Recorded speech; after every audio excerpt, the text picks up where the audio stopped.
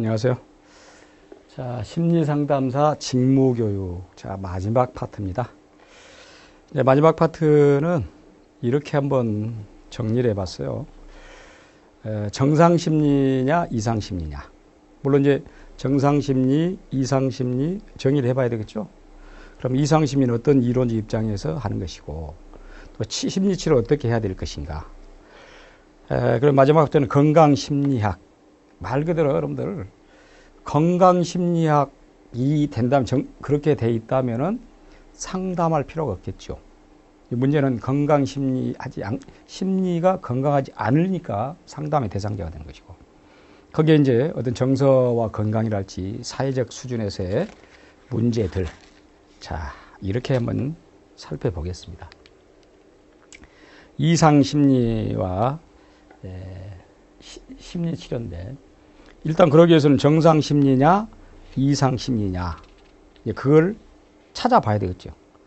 그래서 먼저 정상적인 사람은 이러이러하더라, 정상적이지 않은 사람은 또 이러이러하더라 라고 봐봐야 되겠죠. 자, 그래서 우리가 정상적인 사람, 특히 이제 정상심리니까 정상적인 사람은 어떠한 특성을 가지고 있는가, 이제 뭐 여러 가지 기준이 있습니다만은 그런 판단 기준으로서 일반적으로 적용하고 있는 그런 기준들을 살펴보자면은, 첫째,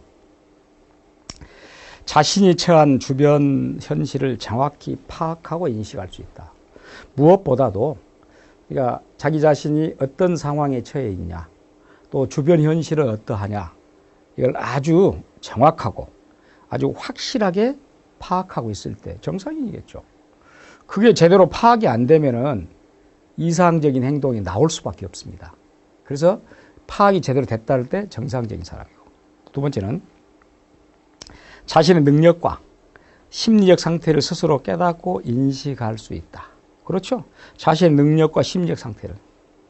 제가 이런 경험이 있어요. 제가 군대 생활할 때입니다만은 저보다는 꽤 빠르죠. 한 1년 이상 빠른 그런 고참 병사가 있었는데, 참 희한하게 매년 사법시험을 치를 쯤이면은 자기가 뭐 특별 휴가를 신청한다든지 해서 나가요. 시험 치르러 간다고. 물론 원서 접수도 합니다.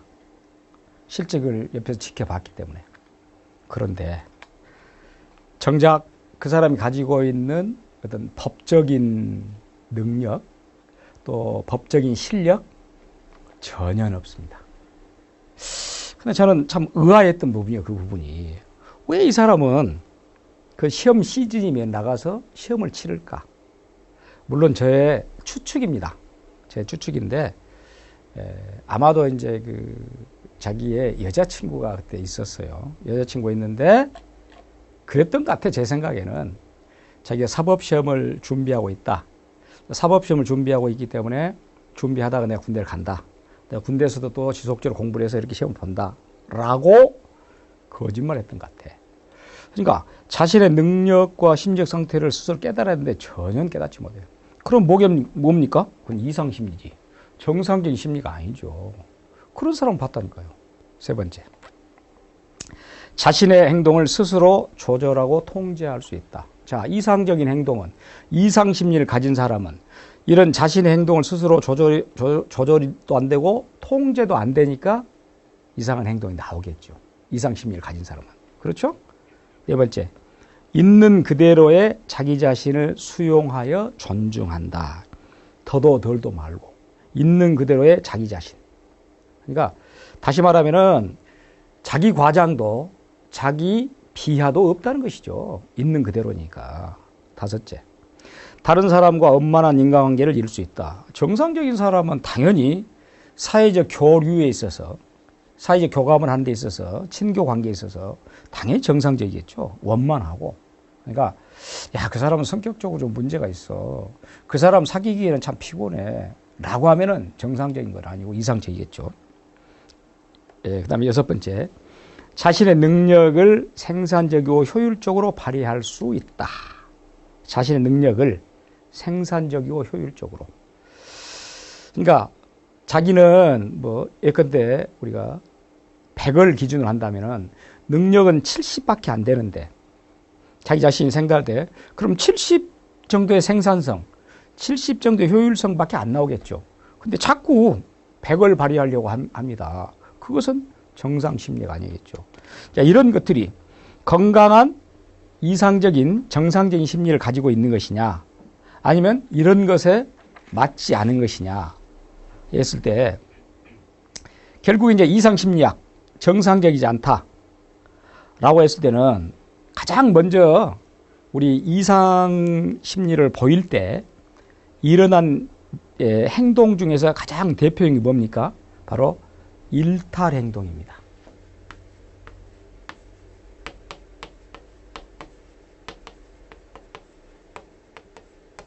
자, 일탈 행동이라는 것은 어떤 규범을 벗어난 행동. 우리가 철도가 있으면 궤도가 있죠. 그 궤도로 쭉 가야 되는데 그렇게 벗어나면 탈선한다 그러죠. 그게 바로 그런 일탈 행동. 이런 것이 드러날 때는 이상 아까 말한 심리를 가지고 있다라고 볼 수가 있겠죠. 또 이제 그와 똑같은 맥락입니다만은 사회 규범이 있어요. 규범. 그러니까 사회 규범을 어긴다. 자, 사회 규범의 위반. 이것도 이상 심리자죠. 우리 사회 규범이라는 건 뭡니까? 이것은 우리가 사회를 살아가는 인간은 사회적 동물이잖아요. 사회를 살아가는 사람들께 약속입니다. 그 약속의 대표적인 법률이죠. 근데 그 법률을 어겼다는 거 아닙니까? 사회 규범을 위반했다는 것. 그건 정상이 아니죠. 아주 간단하게 말하면은 또 대부분 사람들이 기준 자체를 자기 자신을 객관화할 수 있어야 하는데 객관화하지를 못합니다. 그래서 주관화합니다. 객관화하지 못하고 이 주관화하다 보니까 결국 불안하고 고통스럽고 그렇죠. 이것도 일종의 이상심리죠. 그러니까 물론 굉장히 어렵습니다. 자기 자신을 객관화한다는 것 자체가 쉽지는 않아요. 모든 인간은 자기 자신에 관대하게 돼 있습니다. 관대하게 돼 있어요. 자기 자신을 점수를 매기는데 어느 누구보다도 자기 자신은 스스로 점수를 많이 줍니다. 그럴 수밖에 없어요. 그러니까 우리 심리상담사들이 될 수 있는 여러분들 느낄 때 그런 사람들이 만약에 와서 어떤 상담을 할 때 느낀 내용들을 보면은 자기 자신은 항상 객관화를 못 시키고 주관화 시키고 오는 것이에요. 그러니까 불안한 것이지. 그러니까 고통스러운 것이고. 그러다 보면 이제 뭐 불안감, 공포심, 우울감, 절망감 이게 동원되죠. 그래서 괜히 사회를 싫어할 수 있는 것이에요. 자기 자신을 객관을 못하니까. 사회가 자꾸 자기 자신에 대해서 어떤 위해를 가하는 같이 느껴져.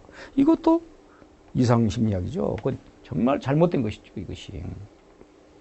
그 다음에, 마지막으로 이제 부적응성, 적응을 못한다.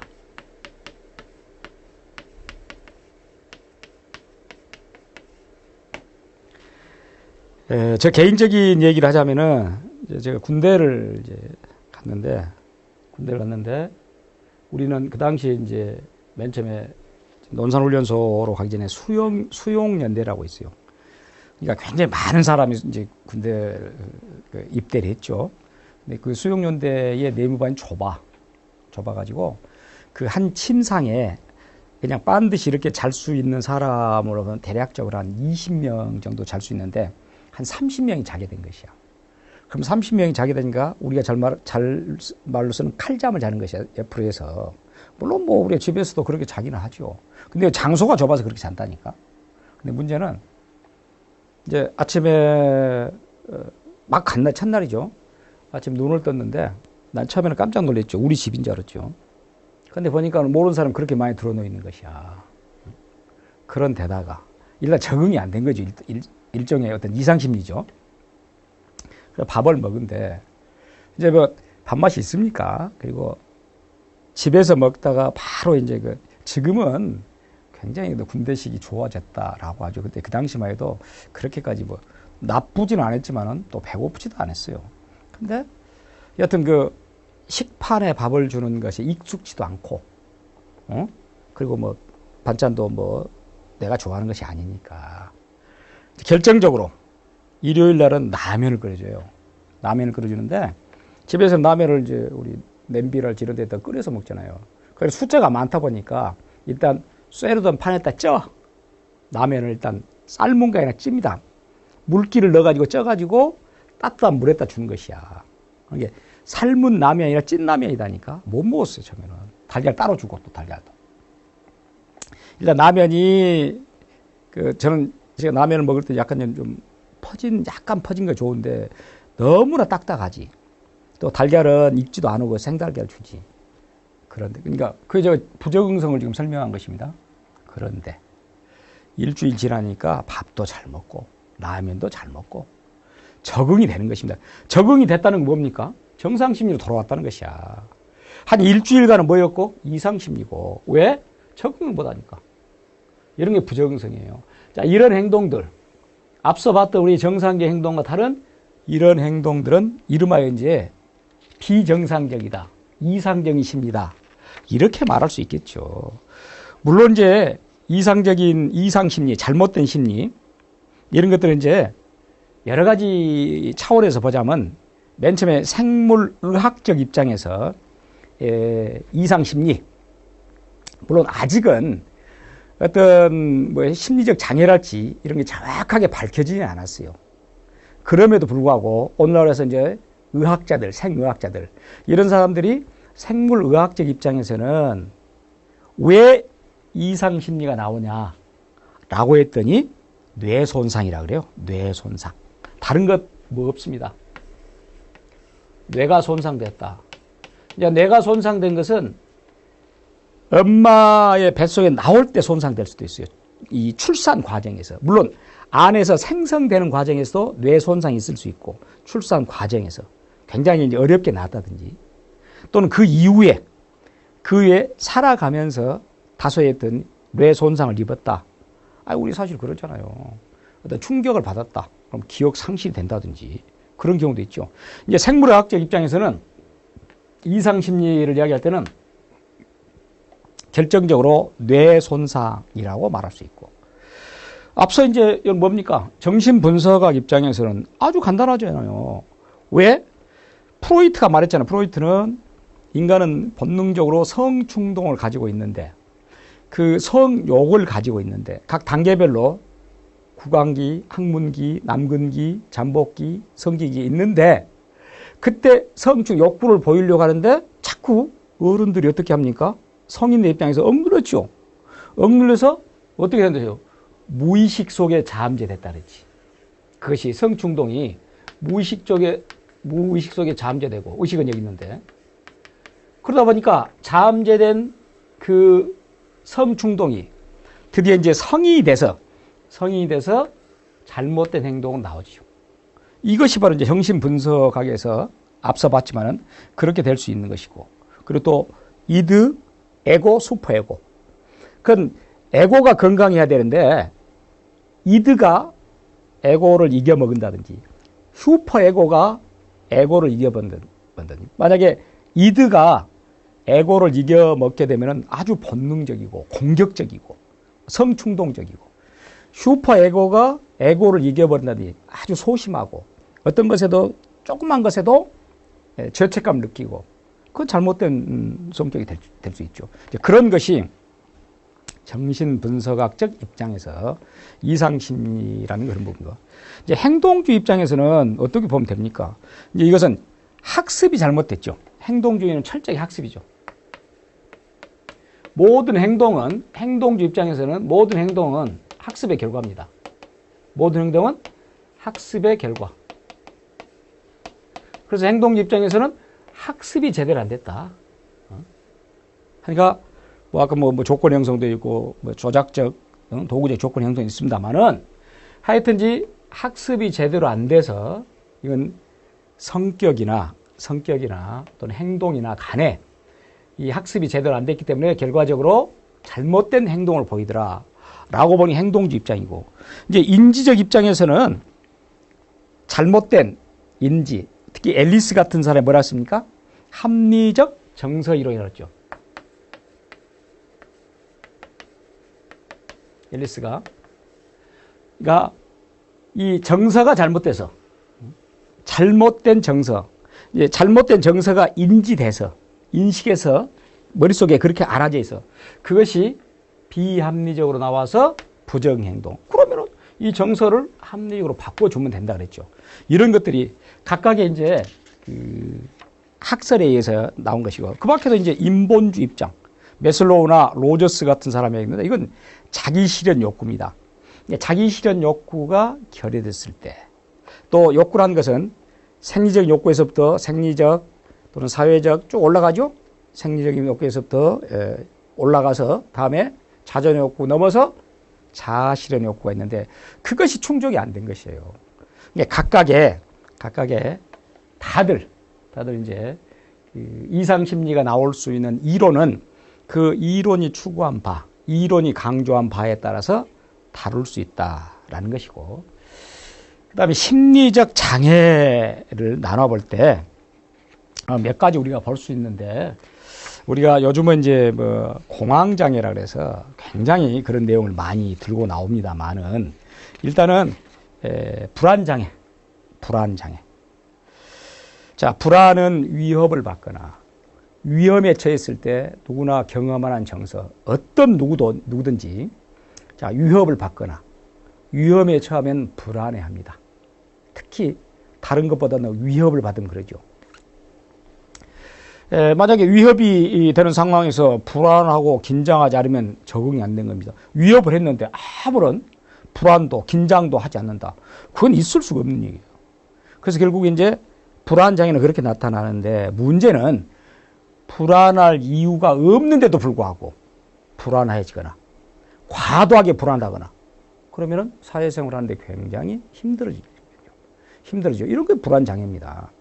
특히 우리가 이제 그 신경계, 뉴런, 신경계로 따지면 불안해지면은 교감신경계가 굉장히 활동이 증가한다 그래요. 그러다 보니까 땀도 많이 나고, 심박도 빨라지고, 숨도 차고, 이런 신체 생리 증상이 나타난다. 거기에서 이제 근심, 걱정, 두려움, 이런 게 수반되겠죠. 실제 우리나라에서 이 불안장애를 통계치로 내보니까 전체 인구의 10%는 불안장애 고통을 겪고 있다. 굉장히 많은 것입니다. 10%라 우리나라 5천만 인구이기 때문에 500만 명 정도는 불안장애가 있다라고 말하는데, 이런 불안장애 중에서도 가장 대표적인 또 가장 문제의 장애를 뭐라 그러냐, 공황장애라 그럽니다. 공황. 우리가 이제 영어로는 패닉 디스오더라 그래요. 패닉은 공포란 뜻이고, 디스오더는 이건 장애란 뜻이죠. 오더는 순서인데 순서가 잘못돼 버렸으니까 디스오더 장애. 이제 우리 주변에서 여러분들 보면은 요즘 최근에는 그런 경우 많습니다. 여러분들 영화 배우랄까, 아니 또 뭐 하여간 방송인들이라 해야 되겠죠. 그런 사람들이 공황 장애를 겪고 있다라는 얘기인데, 글쎄요, 어떤 사람들 입장에서는 그렇게 얘기하면 뭐라 그럽니까? 사치스러운 병이라고 하죠. 어떤 병은 사치병이기도 하고, 그런 사람들이 공황 장애를 일으킬 때는 사치스러울 수 있습니다만은, 여러분들 공황 장애의 또 대표적인 예들을 보면은 실제 그렇게 해서 다음에 자살을 합니다만은, 지하철을 아는 그런 지하철 기사들, 운전사들. 왜냐면은 그 지하철이라는 좁은 공간에서 계속 몰고 다니다가 또 간혹 이제 지하철에 뛰어들어서 자살한 사람이 있어요. 그것을 한두 번 겪고 나면은 그때부터 공황 장애를 앓는다 그래요. 그러면 이제 금방 자기 자신도 죽을 것 같은 위기감. 그렇게 해서 뭐 현기증이랄지 떨림이랄지 식은땀, 심박동이 빨라지고 숨도 빨라지고 죽을 것 같은 공포, 이런 것들이 수반된다 그러죠. 발작증도 나온다 그러죠. 자칫 이제 이 공황장애가 지속되다 보면은 자살로 이어지는데, 그 생의학적인 차원에서는 공황장애라는 것이 뇌에 저혈당 효과다. 그러니까 뇌에 혈액으로서 이제 혈당이 공급돼야 되는데 그런 게 잘 안 되더라. 근데 뭐 그것도 그렇게까지 설득력이 없다 그래요.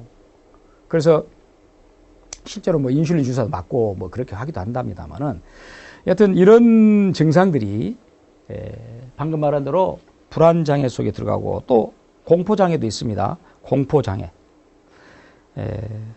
여러분들 공포장애라는 것은 또 그 고소공포증이랄지 이런 부분이 있어요. 저도 나름대로는 좀 그런 부분이 있습니다. 고소공포증. 혹은 또 광장공포증. 광장공포증. 그 말은 내가 그냥 아무런 주변에 사람들이 있음에도 불구하고 큰 광장에 떨어져 있는 것 같아. 내가. 그것도 일종의 아까 말한 불안장애 중에 광장공포증이라는 게 있어요. 공포장애로서. 또 강박 또는 강박 관련, 강박장애. 뭔가에 대해서 계속 뭐 그런 이유도 없음에도 불구하고 어떤 생각이 계속 떠오르면서 자기에게, 뭐 가족에게, 또 친구에게 어떤 불길한 일이 일어나지 않을까라는 이런 부분들. 실제 또 그런 사람도 있잖아요. 그 에이즈에 대한 강박관념이라고 해가지고 실제 그 사람이 에이즈 걸리고 그런지도 모르지만은 혹시 그 사람 곁에서 뭐 침이 튀어왔다거나 또 그 사람 악수를 했다거나 그래가지고 혹시 여기 뭐가 나에게 병이 옮기지 않을까라고 해서 계속 지속적으로 손을 씻는다든지, 또 문이 잠겼으면 불구하고 계속 확인을 한다든지, 그런 강박 장애도 있습니다. 이런 부분들이 결과적으로는 기분 장애 혹은 정신분열증으로 갈 수도 있다는 것이죠. 정신분열증은 여러 가지 이제 원인이 되기도 하지만, 앞서 우리 여러분들 그 뇌 손상이랄지 이런 부분이 정신분열증으로 가더라라고 했는데, 실제는 심리적 기능의 손상, 뇌 손상이 아니라 자기 심리 상태, 어떤 심리적 기능의 손상 정도가 강할 때도 정신분열증이 된다라고 말하죠. 이제 한때는 이런 것은 뭐 조발성 치매라고 말하는데, 아예 정신분열증 이런 용어 나옵니다.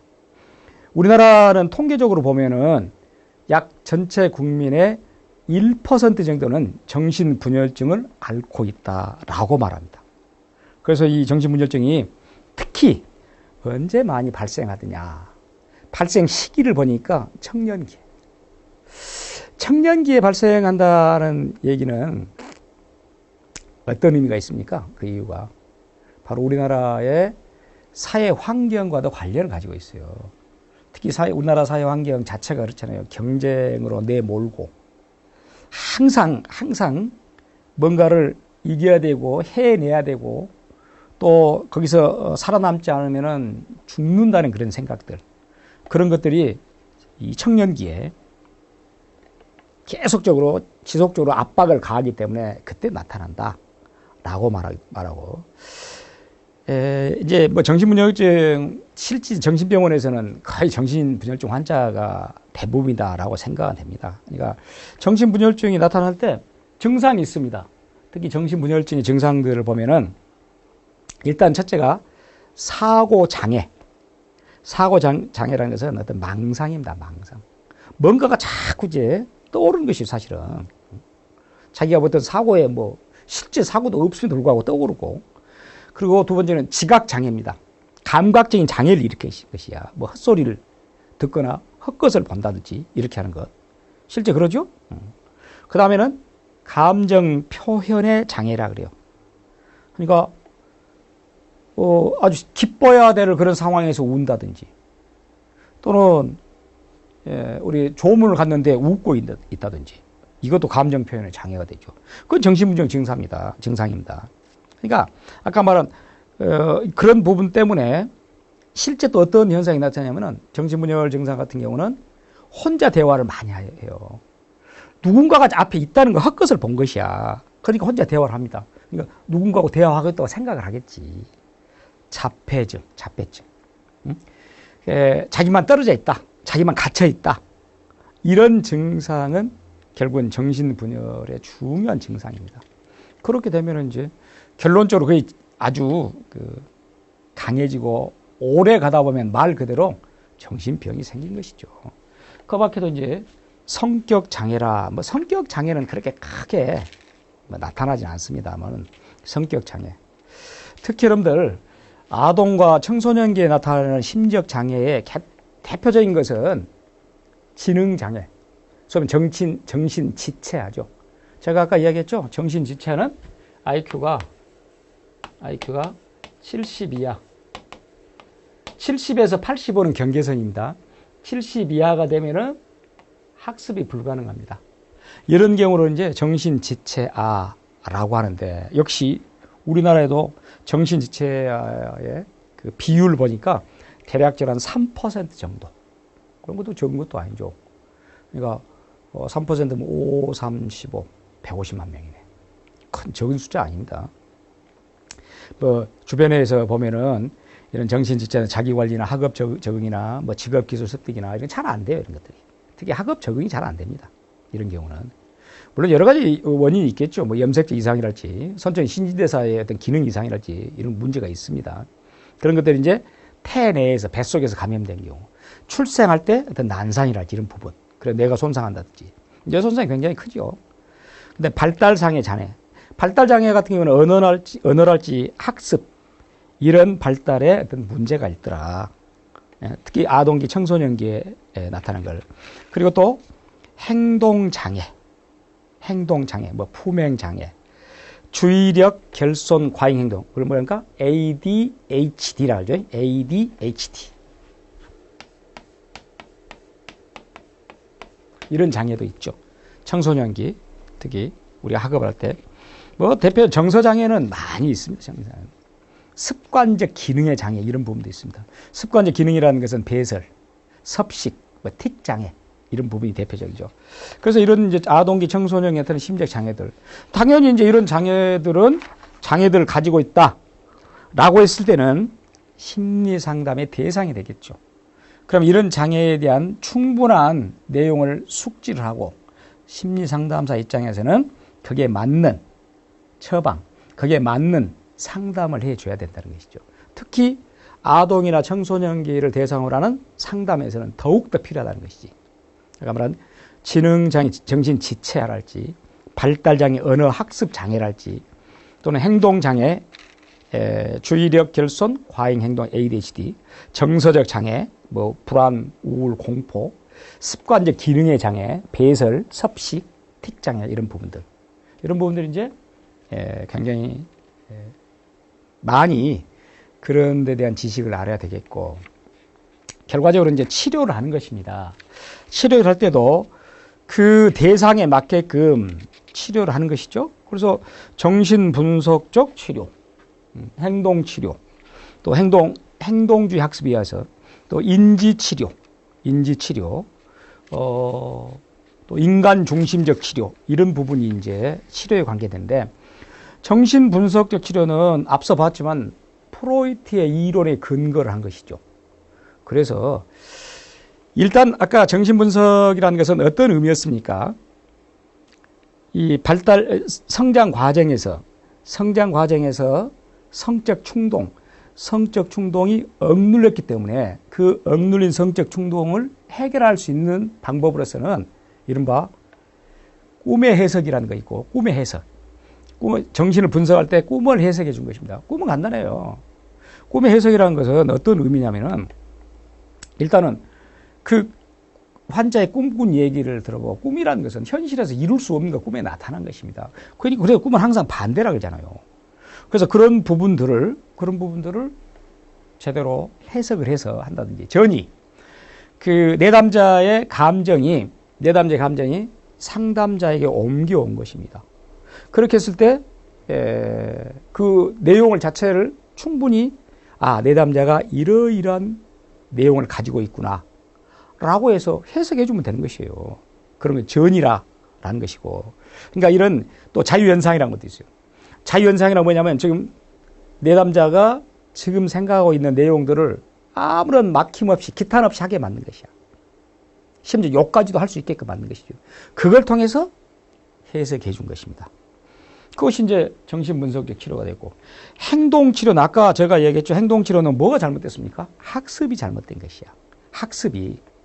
이게 학습이 잘못됐기 때문에 정상적인 학습이 되기 위해서는 앞서 봤던 조건 형성이랄지, 또 고전적 조건 형성, 또 도구적 조건 형성, 또 퀄레 통찰, 이런 반두라의 관찰학습, 이런 부분을 내용을 가지고 행동치료로 나아가면 되는 것이고, 그러니까 파블로프나 스키너랄지 반두라랄지 이런 학자들.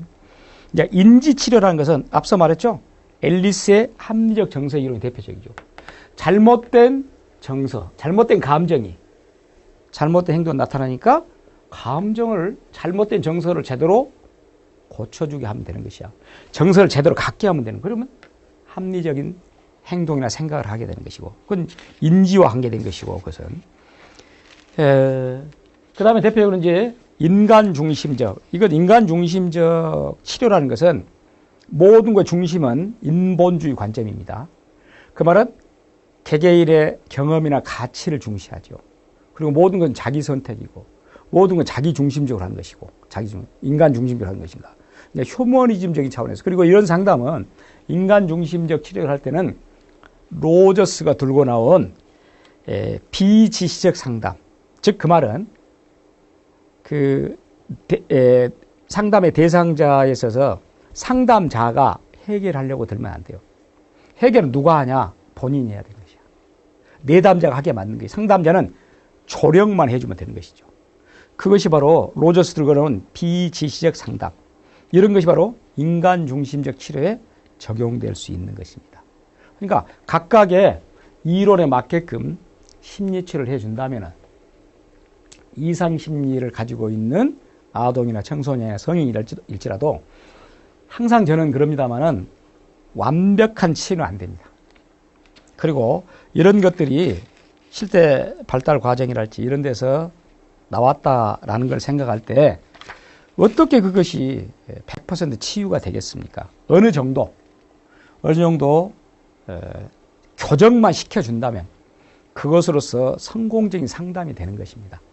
근데 늘상 또 상담하는 사람 입장에서는, 물론 심리 상담사도 마찬가지겠습니다만, 이 상담하는 사람 입장에서는 어떻게 하면 100% 성공적으로 치유를 할 것인가 라고 하는데, 제가 앞서 말했지만은 상담은 치유가 아니에요. 상담은 예방입니다. 치유는 치유는 의학적인 것입니다. 그런데 의학에서도 어렵습니다.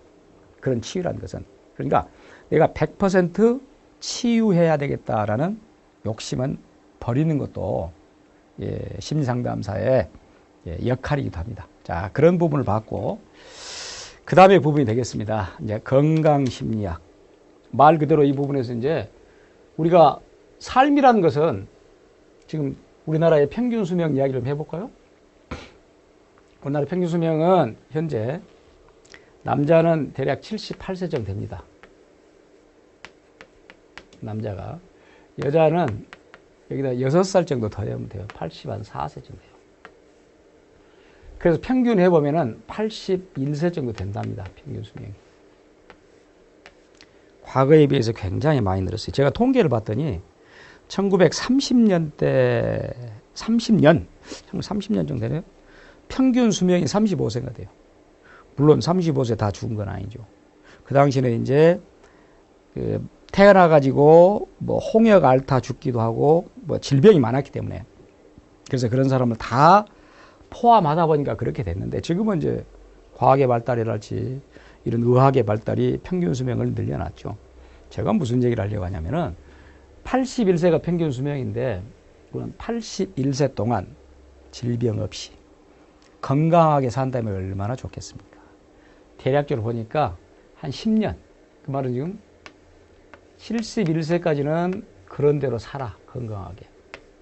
그러다가 10년간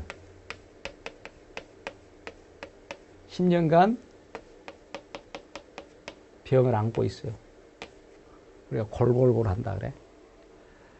물론 이제 이런 병을 앓고 있는 것은 육체적인 병도 있을 것이고 정신적인 병도 있겠죠. 자, 우리가 여기서 이제 심리 상담을 한다는 것은 주로 정신적인 그런 부분에 상담을 한 것입니다. 그럼에도 불구하고 건강심리학이라 이런 차원은 신체적인 부분도 포괄해서 가는 것이죠. 그러니까 우리가 심신이란 건 따로 놓은 건 아니잖아요.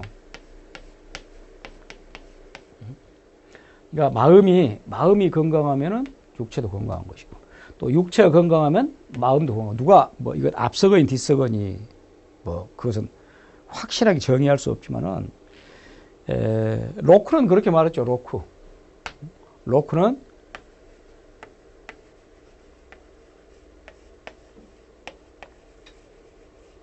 사운드 바디, 사운드 마인드라 그랬어요. 17세기 영국의 경험론 철학자 노크는 사운드 바디, 건강한 신체, 건강한 정신이 깃든다. 그러니까 결국은 신보다는 신이 건강해야 된다라는 측면이 되겠죠. 또 어떤 맥락이 맞잖아요. 육체가 건강하면 마음도 건강한 것이지. 또 뒤집어서 말하면 마음이 편해야 또 건강할 수 있는 것이고. 어찌됐든 간에 심신이 건강해야 된다. 그걸 이제 이른바 우리가 건강심리학이라고 말합니다. 그래서 요즘은 이제 어떤 심리학 분야에서도 건강심리학이라 또 이런 부분이 조금 심리학을 세분화시키다 보면 또 떨어져서 나옵니다. 특히 이제 건강심리학, 그럼 뭐 신체 건강, 물론 그것이 이제 뭐 의학적인 것이 되겠지만은 꼭 의학적이다라고도 할 수 없고 이 심리학적인 차원에서 신체 건강까지 살펴보자는 것이죠, 사실은. 그래서 맨 처음에 이제 흡연입니다. 우리나라 사람들의 이 흡연율, 성인들 흡연율, 그렇게 보면은 거의 40%입니다. 저는 피우지 않습니다만 40%. 그러면 성인 10명 중에서 4명은 피운다는 것이야. 물론 여러 가지 이야기를 하죠. 흡연은 백해무익이다, 그렇게 말하죠. 결국 담배 주성분인 니코틴이 심장 박동률도 증가시키고 혈관은 수축시키고 막힌다 그 말이죠. 그래서 혈압은 상승시키고 그래서 심장에 과부하를 주고 결국은 그러니까 우리가 심장 질환, 우리 인간은 신체에서 혈액순환이 굉장히 중요한 것입니다. 그 혈액순환의 가장 중요한 부분을 담당한 것이 심장이고 심장과 연결되어 있는 것이 혈관입니다. 근데 결국은 니코틴이 혈관을 막히게 만들죠. 그것이 결국은 심장의 과부하를 일으키고 그로 말미암아 심장병이라고 해서 결국은 죽습니다. 그래서 이 흡연이라는 것 자체가 비흡연자보다 흡연자들이 심장병에 걸릴 확률이, 물론 그건 우리나라에서가 아니고 미국에서 실제 의학적으로 증명이 된 것인데 두서너 배 많답니다. 주로 이제 하루에 서너 개비만 피워도 그런다는데 하루에 한 갑을 피우면 어쩌겠습니까? 치명적이겠죠. 그것도 결국은 건강한 삶을 갉아먹은 것이에요. 또 결정적으로 이 폐암은 바로 흡연과 아주 직결돼 있죠. 그 말할 필요가 없는 것이고. 요즘에 이제 흡연도 흡연이지만은 간접 흡연이라는 거 있어요. 나는 담배를 피우지 않는데 옆 사람이 담배를 피워서 문제가 된 것이지. 그것도 사실은 심각한 것이죠. 간접 흡연도. 실제 그래서 간접 흡연으로 인하여 실제 피운 사람보다 간접 흡연자가 더 많은 건강상의 치명상을 입더라. 해서 미국의 담배 회사들은 그 간접 흡연으로 인해서 소송을 제기해서 많은 배상금을 물게 되는 경우도 있습니다. 역시 이제 직접 흡연도 문제지만 간접 흡연도 문제다. 요즘은 뭐 담배 피운 사람의 설 자리가 갈수록 좁아지죠. 그런 부분이 담배고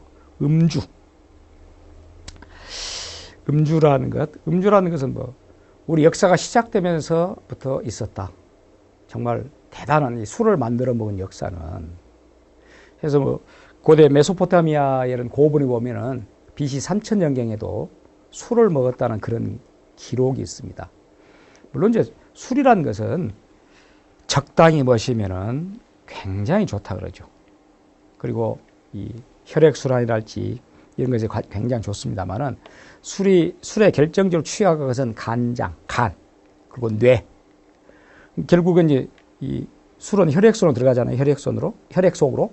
그래서 혈액 속에서 결국 이 혈액이 신체 부분을 돌다 보니까 간, 그리고 뇌로 간다는 것이죠. 결국 술이라는 것 자체가 아까도 말씀드렸습니다만은 적당히 먹은다면 술보다 좋은 건 없다 그러죠. 근데 문제는 술을 많이 먹어서 특히 이제 알코올 농도, 혈중 알코올 농도가 0.1 정도 되면은 0.1 정도 판단이 흐려진다 그러죠. 이제 그것이 문제죠. 0.1 정도. 그래서 우리 0.1 정도가 음주 취소입니다. 면허 취소죠. 그러니까 0.1 정도면은 소주 한 병에서 한 병 반. 보통 사람이. 그러니까 그걸 많이 먹이지. 뭐 기본적으로 앉아서 먹으면 그거 더 이상 먹잖아요. 뭐 소주 한 반 병 정도 먹으면 0.5 정도. 0.56. 그 이제 일단 음주운전 기준이 되는 것이니까. 그렇게 해서 이제 혈중 알코올 농도의 어떤 진함과 옅음에 따라서 그 이제 술의 해악이 되는데 결국은 이제 건강을 해친다는 것은 아까 말했지만 지나친 음주, 과도한 음주, 그래서 간 경변, 간 경화, 거기다 아까 말한 특히 간도 문제냐면 뇌에 직접적으로 와서 치매 이런 현상을 초래한다라고 해서 문제가 있고 이런 사실은 이제 음주나 흡연이 문제가 되니까 어느 정도 그것을 이제 해결할 수 있는 부분 역시 운동입니다. 운동은 이제 갈수록 나이가 먹을수록 운동량이 떨어지죠. 운동량이 떨어지다 보니까 그로 말미암아 신체의 신진대사가 줄어든 것입니다. 그래서 일단은 가장 중요한 걷기 운동부터 그리고 아주 일어나서 맑은 공기를 먹고 하는 그런 운동이 또 가장 좋다고 그러고 운동은 무산소 운동보다 유산소 운동이 좋습니다. 그저 헬스장에 가서 엽기나 든다든지 이건 별로 의미가 없어요. 뛰어야 돼요. 자전거를 타야 돼요. 그런 것이 건강에는 아주 도움이 됩니다. 이제 정서와 건강은 아무래도 이제 가장 문제는 건강하지 않으면은 자기 신체도 마음도 건강하지 않으면은 우울증에 걸린 것이고 또 우울증이랄지 이런 것들이 물론 우울증의 근본적인 원인은 스트레스라 알고 스트레스는 우리가 한국의 현대 사회는 더욱 많은 스트레스를 자극하고 또 스트레스가 결국 우울증으로 가게 되고 그것이 결과적으로 다음에 자살에 이른다라고 하죠. 그렇다면은 이런 부분을 없애기 위해서 할 수 있는 좋은 방법은 뭐겠습니까? 사회적 관계망. 개개인이 네트워크를 형성해요. 그것은 결국 뭐겠어요? 사회적 수준의 건강이라는 것은, 사회적 관계망이라는 것은 사교입니다. 건전한 사교입니다. 많은 사람들과의 대화도 서로 어울리는 것이죠. 그 이상 없죠. 그렇게 해서 가는 것이고. 또 이제 사회적 지원이라는 것은 앞서 말했지만 내 개인이 할 수 없기 때문에 우리 국가가, 사회가 건강한 그런 건강을 지킬 수 있는 그런 부분을 해주면 되는 것이죠. 그런 부분도 심리상담사 입장에서는 충분히 숙지해서 혹시 그런 부분에서 또 상담을 요한다거나 또 그런 부분에서 어떤 요청사항이 있다면은 그런 내용을 충분히 말할 수 있는 그런 부분이 돼야 되겠죠. 자, 어찌됐든 간에 우리가 이제 심리상담사라, 심리상담 직무교육이라는 걸 가지고 여러분들 같이 공부를 해봤습니다. 문제는 이제 여러분 심리상담사로서 어떤 내담자 왔을 때 충분히 자기가 공부한 그런 지식을 동원해서 어찌됐든 간 치유라는 측면이 아니기 때문에 예방이라는 측면인 상담은 그런 측면에서 심신의 건강, 궁극적인 것은 그렇게 하여 성공적인 상담이 이루어져야 되겠죠. 여하튼 여러분들이 갖고 있는 그런 기초 지식 또 전문 지식 그걸 동원해가지고 성공적인 상담이 되며 아주 훌륭한 심리 상담사가 되기를 기원하면서 강의를 마치겠습니다. 감사합니다.